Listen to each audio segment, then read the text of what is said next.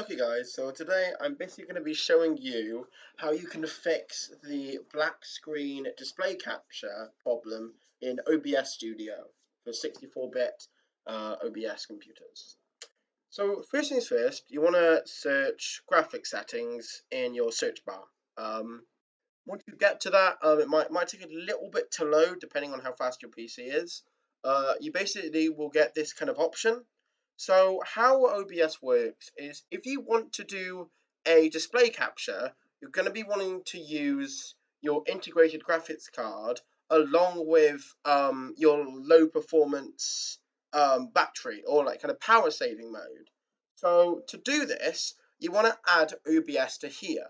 So what you want to do, so right now we're on Classic app, which we want, because Universal app is something different. It's got like a bunch of like the kind of bloatware that comes on your laptop when you kind of get it in the first place. So you want to click Classic app.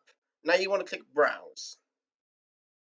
So it should take you to just somewhere random in your PC files. But what you want to do, you want to go to this PC, which is here.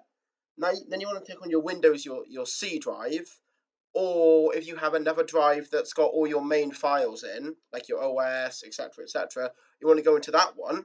Now you want to scroll. Now you want to find program files, which would be in the C. And then once you've found your program files, you want to look for OBS Studio.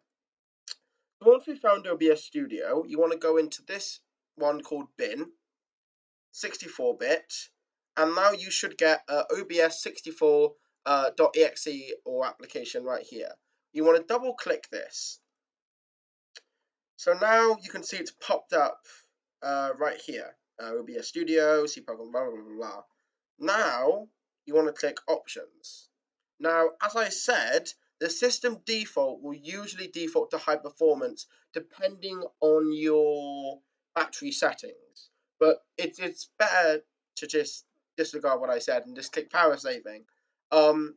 This is basically saying to the thing, oh, run with the Intel HD graphics. For me, you might have AMD or, you probably have something better than this kind of this trashy laptop anyway.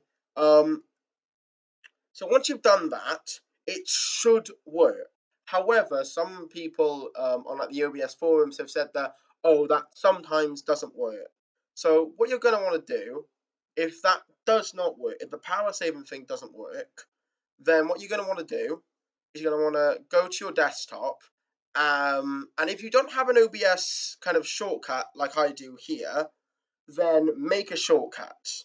Once you've made your shortcut, you want to right click it, and then if you see run with graphics processor, you're gonna have usually two options, unless you've got like some weird setup.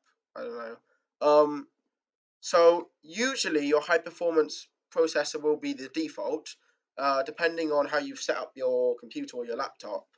But you want to click integrated graphics. Now, once you've clicked this, it should work. If not, then you're out of luck, mate. You're out of luck.